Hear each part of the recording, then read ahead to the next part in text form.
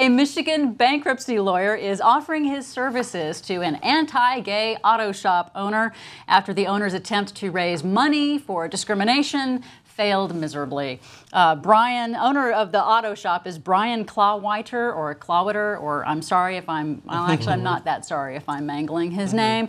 He posted on Facebook a rambling attack on homosexuals. This is what he had to say. This was, I think, this week, Tuesday. Homosexuality is wrong, period. If you want to argue this fact with me, then I will put your vehicle together with all the bolts and no nuts, and you can see how that works. Yeah. So obviously this bothered this attorney, Jeffrey Mapes. He's a bankruptcy attorney. What's happened now is that, unfortunately for Mr. Clawiter, the auto shop owner, is that after protests and death threats and people saying nasty things about him on Yelp and other stuff, he launched a GoFundMe page. It has completely, totally failed. That's how much he's gotten, a big goose egg, a big zero. It was eventually suspended, I believe. Yeah, it was suspended, and so now he's having trouble with his auto body shop, and that's why this bankruptcy attorney has decided to help him out with some bankruptcy. So this is what the attorney says. His name is Jeffrey Mapes. He says, I noticed your post on Facebook where you decided to alienate most of the general public by stating that you will refuse service to openly homosexual people. This is certainly an unorthodox business strategy, and perhaps it will work for you, but I get the feeling you will need a bankruptcy attorney pretty soon, and I wanted to offer my services.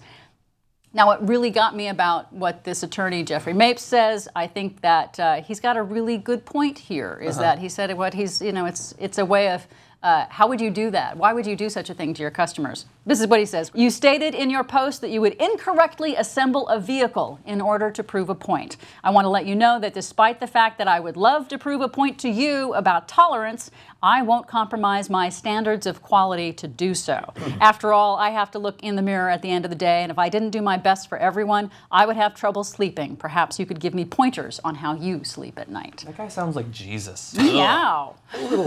Talking to a Christian like that. Yeah, I know. So I just thought that this was a really good and fun, clever way to respond to somebody who's, it seems like, trying to tap that well that the pizza people did when they posted their anti-gay thing, and that was spread over. And they made so much money off of it. The problem with the pizza, the difference with the pizza people, from my understanding, is that the pizza people were being interviewed by a news reporter who put a camera and a microphone in their face and asked them what their position was. They didn't go out of their way, and then they kind of were like, we're dumb religious people, we haven't really thought this through, but I'm going to say what my religion tells me to say. And so I kind of had sympathy for those pizza people, where this guy, he just tried to if I hate gays, a bunch of people will give me money like they gave it to those pizza people, and I'll clean up. I hate the gays. Didn't work out like that. Yeah. So homosexual is wrong, period. I love that he just willingly surrenders. Like, if you want to argue morality with me, then I will attempt to kill you by sabotaging your vehicle.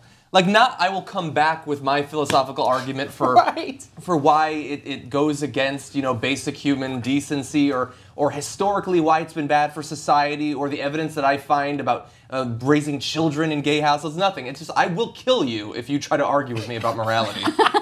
That's the only defense he has, and this wasn't like in a debate. That's what he came up with. He posted this whole thing together. That was his big expose about homosexuality. I see why Think Tank has taken off. You're good, John. Thanks. You are good. Yeah.